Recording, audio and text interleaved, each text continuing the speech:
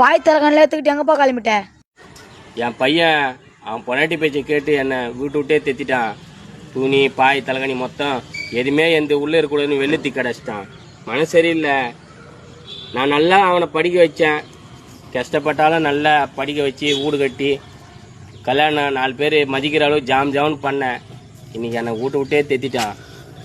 இப்போதான் நினைக்கிறேன், நான் நல்லா சம்பாதிக்க சொல்ல எங்கள் அப்பா எங்கள் அம்மாவை நான் வீட்டு விட்டு தத்தினேன். அதே நிலைமை எனக்கு வந்துச்சு. என் பையன் என்னை வீட்டு விட்டு தெத்திட்டான்.